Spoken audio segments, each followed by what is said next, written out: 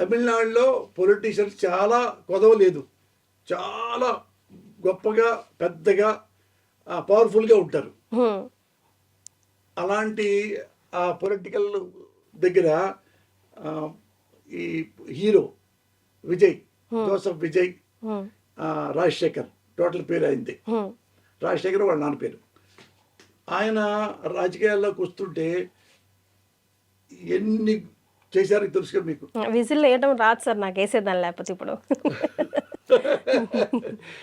అట్లా అతన్ని అన్పాపులర్ నేను చూస్తుంటాం అన్నీ. అతను పాపం ఎప్పుడు జనాలు గుమి చేసుకోలేదు, ఇల్లు తిరగలేదు, ప్రెస్లో వాడిని వీడిని ఒక్కసారి కూడా కామెంట్ చేయలేదండి. ఒక్కసారి కూడా. గొప్ప విషయం అది. భారతదేశంలో ఒకే ఒక్క ఈ హీరో అనబడే రాజకీయ నాయకుడు అనబడే ముఖ్యమంత్రి, కాబోయే ముఖ్యమంత్రి జోసఫ్ విజయ్ వాళ్ళని అవినీతిపరుడు అనలా. ఎప్పుడు అన్నాడీఎంకే అనలేదు, ఎండిఎంకే అనలేదు, ఎవరు అనలేదు. అనకుండా ఓన్లీ ఏది మొత్తం జనం తీసుకొచ్చి బయలుదేరి వచ్చాడు. జనం మొత్తం వచ్చారు, అప్పుడు 10 నిమిషాలు వెళ్ళిపోతాడు. జనం తెగ వచ్చారు. ఎందుకంటే అతనికి రజనీకాంత్ కంటే కమల్ హాసన్ కంటే పెద్ద పాపులారిటీ. ఎందుకంటే ఇతను చిన్నప్పటి నుంచి ఇప్పటి వరకు నేను చూసే 1986 నుంచి అబ్బాయి నాకు తెలుసు. చిన్న అతను కూడా తెలుసు నాకు. నేను పనిచేసేవాడిని మద్రాసులో, యూనివర్సిటీలో చదువుకుంటా. అతను ఎప్పుడు என்னங்க சௌக்கியமா என்ன வேண்டா என்ன அப்புறம் பார்க்கலாம் அண்ணா காமெடி வேண்டாம் తూకం వరదు. ఇంత మించి వాయిస్ ఉండదండి. ఇప్పుడు కూడా చూసుకోండి, అలాగే ఉంటాడు. ఎవరు ఏమండి, ఈవెన్ వాళ్ళ ఫ్యామిలీ మెంబర్స్ అందరూ కూడా చాలా డౌన్ గా ఉంటారు. వాళ్ళ నాన్న ఒక్కడే రాజశేఖర్ గారు 70 సినిమాల దాకా డైరెక్ట్ చేశాడు. తెలుగులో కూడా చేశాడు. సోమబాబుతోనే వృత్తం బలిదానమో అట్లాంటి పేరు. మంచి డైరెక్టర్ అయినా 70 సినిమాల దాకా చేశాడు. ఇతను చాలా జనం వస్తే ఓ 30 మంది చచ్చిపోయారు. 30-40 మంది చచ్చిపోతే అడ్వాంటేజ్ తీసుకొని అతన్ని తిట్టారమ్మ. కేసులు గీసులు హీనంగా. అది వాళ్ళ సంబంధం. పైగా సిబిఐ వెళ్ళి ఢిల్లీ తెలుసా అంటే ఒక పార్టీలో రాకపోతే వాళ్ళ సపోర్ట్ చేయకపోతే ఏమన్నట్టుగా అయిపోయిందంటే ఒకసారి 2 సార్లు 3 సార్లు. ఇంకోసారి వేరే కోర్టులో ఇతను 100 కోట్లు ఇది చేశాడు, ఇది అట్టొచ్చింది ఆయనకి. అది వేరే అతని మీద కేసులు తిట్టడం అని చెప్పి చేర్చి లాస్ట్లో హెడప్ అయిపోయి చివరికి కొంచెం అరిచాడమ్మా, చిన్నది. డిఎంకే నేను ఓడిస్తాను అంతేనమ్మా పాప చెప్పింది. అల్లా నాలాగా ఇంకొకరు మాట్లాడినా వాళ్ళ అల్లే.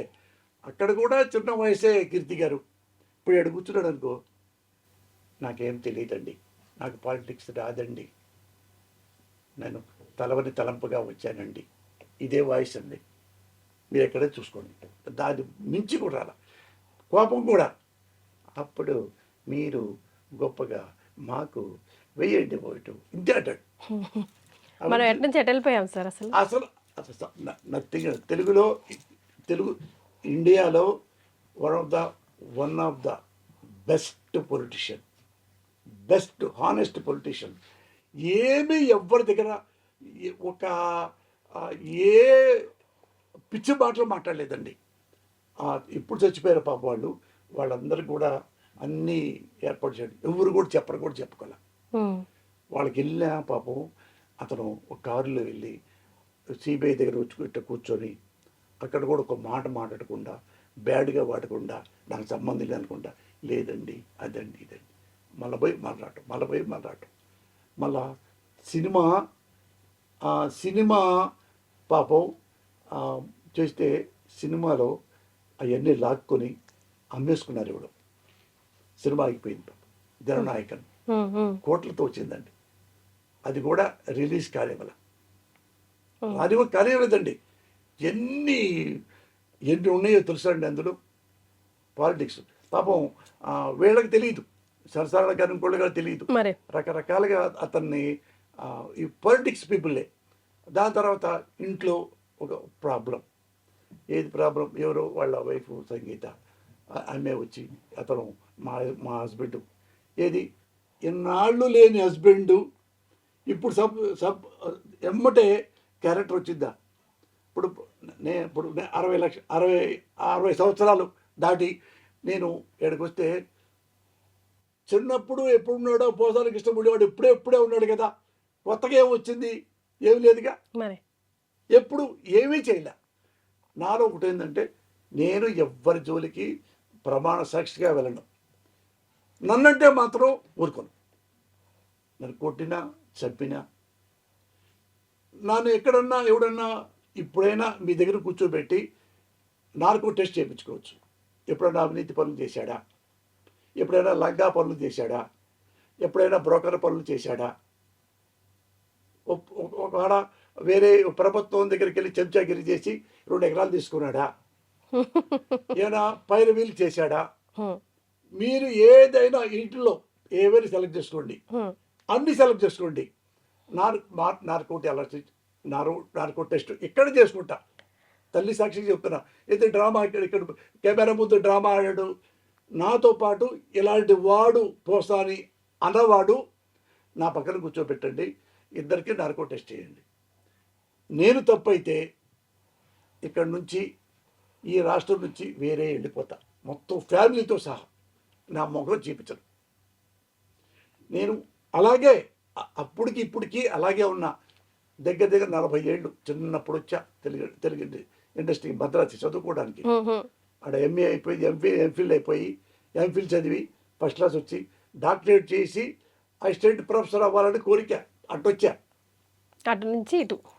అది కాకుండా ఇటు తెలియకుండానే ఫస్ట్ సినిమా బలవంతంగా రాశా. అది సూపర్ హిట్ అయిపోయింది. అక్కడ నుంచి ఇట్లా ట్రావెలింగ్ వచ్చింది. ఇప్పుడు ఎలా విజయ్ జోసెఫ్ ఎలా స్ట్రగుల్ పడిపోయి ఎలా ప్రజల మద్దతు ముఖ్యమంత్రి కాబోతున్నాడో అలాంటి కథ ఇది. అలాగే ఎట్లా సఫర్ అయ్యారో రాజకీయ నాయకులు చేశారు అతన్ని. అయినా కానీ తమాయించుకొని ఎలా సక్సెస్ అయ్యాడో, ఇలా కూడా ఈ అమ్మాయి అలాగే తమాయించుకొని చివరికి బుద్ధి చెప్పి సొసైటీలో ఇలా ఉండాలి, ఏది రాజకీయ నాయకులు ఉండాలని కాదు, సొసైటీలో ఓటరు ఎలా ఉండాలో చెప్పే కథ. అదే నాకైతే అరుణారెడ్డి ఎవరు సార్ ఈ సినిమాలో? ఎందుకంటే ఈ ఫోటో ఒకటి వైరల్ అవుతా ఉంది. ఈ ఫోటో ఇందులో శారీ కట్టుకొని ఉన్నారు, అందులోనేమో చీర కట్టారు, మెంటల్ కృష్ణ అయ్యారు. ఇందులోనేమో అది నైటీ. అదే ఇందులోనేమో చీర కట్టుకొని ఉన్నారు. ఏమండి ఓ మాట అడుగుతా, మీరు చెప్పండి. నా చీర బాగానే ఉందా? చీర కాదు సార్, చెప్పండి. అది ఏది కాదు కదా. కాదు నేను రియలే కాదు. కథకి అది ఏదో అదృష్టమో దురదృష్టమో, ఆ 2 కథకే డిమాండ్ అయింది. అక్కడ కంపల్సరిగా చేయాలి, ఇక్కడ కంపల్సరిగా చేయాలి అంటే ఏమడుగుతారు. నేను ఏమండి మీరు చాడిస్టా? కాదండి హ్యూమనిస్ట్. అంటే మరి ఎందుకు శారీ కట్టారు అంటే, సార్ రోడ్డు మీద వెళ్ళండి, ఐటీ కంపెనీస్ దగ్గరికి వెళ్ళండి, అమ్మాయిలు చొక్కా ప్యాంట్ వేసుకుంటారు కదా, ఎవరన్నా అడిగారా ఏంటమ్మా చొక్కా ప్యాంట్ వేసుకుంటావు అన్నారు ఎవరన్నా? మరి ఏంటయ్యా పోసాని చీర కట్టుకుంటావు? అందరూ గోపాల్ పేరు, ఎందుకయ్యా గోపాల్ నువ్వు చీర కట్టుకుంటావు అడుగుతారేంటి సార్? ఎవరి ఇష్టం వాళ్ళది, ఎవరి టేస్ట్ వాళ్ళది. అది క్యారెక్టర్ డిమాండ్ చేసింది, అట్లాగా డిమాండ్ చేసింది. అది కూడా లాస్ట్లో ఒక అమ్మాయి అడుగుద్ది ఇట్లా అంటే చెప్తాడు. సినిమా మొత్తం ఇలాగే ఉంటారా సార్? అంత ఉండదు, ఒక పర్టికులర్ వల్లే అంటే అన్ని సూటబుల్ క్యారెక్టర్స్ అండి. అది కూడా అడుగుతారు ఆ అమ్మాయి. నేను వాళ్ళంతా జెన్యూన్ ఫెలోస్. నేను తెలియక నువ్వు సూపులో పడ్డా. మా నాన్న చాలా హీరో అనుకుంటా, చూస్తే మా నాన్న నన్నే చంపాడు. ఉమ్, అది తెలియలేదు. అందుకని తర్వాత ఎవరితో చెప్తాడు అంటే, నేను యాక్చువల్గా మీరు రాజకీయాల్లో ఉన్నాను, కానీ నేను జెంటిల్మన్ని. మీరు ఏం చేశారంటే నన్ను డాబర్ మ్యాన్గా మార్చారు. జెంటిల్మన్ని, ఉమ్, డాబర్ మ్యాన్ అంటే కుక్క కదా, ఉమ్. అట్టా అట్టా చేయడానికి ట్రై చేస్తున్నారు. నేను ఆల్వేస్ జెంటిల్మన్. ఎక్కడైనా పాలిటిక్స్లో ఉన్నా, ఇంట్లో ఉన్నా, సినిమాలో ఉన్నా, రోడ్డు మీద నడుస్తున్నా, ఎక్కడైనా కానీ పౌరుడు కానీ బిహేవ్ చేస్తా. బేవర్స్గా బిహేవ్ చేయను. అది That is Posani. Can you explain about your characterization? See, I have played two type of character of mine. See, ఒకటే సినిమాలో 2 షేడ్సా? Huh. So the first one is soft and kind, and the second one is very cruel kind of. So, if you want to know about something more about me in this role, first you have to watch this movie. Okay. So తన క్యారెక్టర్కి 2 shades ఉన్నాయని చెప్తుంది. అదైతే అర్థమైంది sir. First హాఫ్లో అంతా కొంచెం సాఫ్ట్గా ఉంటానైతే కండిషన్స్ వల్ల మళ్ళీ నేను క్రూయల్గా హార్ష్గా మారిపోతానని చెప్పేసి. ఈ అమ్మాయి అన్ని సినిమాల్లో 3 హీరోయిన్లు ఉన్నాయి కదండి. ఉమ్, అన్నిటి క్యారెక్టర్ కంటే ఈ కాజోల్ క్యారెక్టరే టెరిఫిక్ క్యారెక్టర్. ఉమ్, చాలా ఫస్ట్లో ఎవరైనా కానీ మీరు కనపడిందంటే, అన్న అన్న బాగున్నారా, అన్న అన్న అన్న మంచోడు, అన్న అన్న మంచోడు, అన్న మంచోడు. ఉమ్, మీరు లోపలికి వెళ్ళి చూస్తే చాలా బేవర్స్, చాలా బేవర్స్ అనుకుంటారు. ఉమ్, అయ్యయ్యో ఇంత కిలాడియా, ఉమ్, ఎంత రూత్లెస్సా ఉమ్, అనే అంత క్యారెక్టరు. చివరికి వెళ్తే చాలా మంచి క్యారెక్టర్. ఆ, చాలా ఇది హీరోని బతికించే క్యారెక్టరు, హీరో క్యారెక్టర్ని బతికించే క్యారెక్టర్. ఆ. అంటే కొంచెం బరువైన పాత్రనే నటించడానికి చాలా స్కోప్ ఉంది తనకి. చాలా. అన్ని షేడ్స్ మరి అంతగానం she pulled off sir. According to me, बहुत अच्छा. డైరెక్టర్ సాటిస్ఫై అయ్యాడని అర్థమైంది సార్ నాకు. కాదు, ఉమ్, ఈ అమ్మాయి ఎప్పుడు ఇంతవరకు యాక్టింగ్ తెలియదు. ఉమ్, అంటే ఎప్పుడు ఎక్కడ ఏమి చేయలే. యా. నేను చూసి ఫేసు నాకేంటంటే ఫేస్ ఇంప్రెషన్ అయిపోయింది. ఉమ్, అంటే ఇక ఇది వదిలిపెట్టం ఇక. ఉమ్, అంటే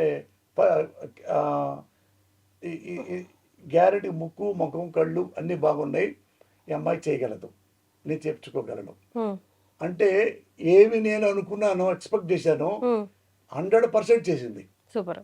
మీరు సినిమా చూస్తారుగా, ఉమ్. అది అది అబద్ధమైతే వచ్చి మళ్ళీ తిట్టండి మీరు కెమెరా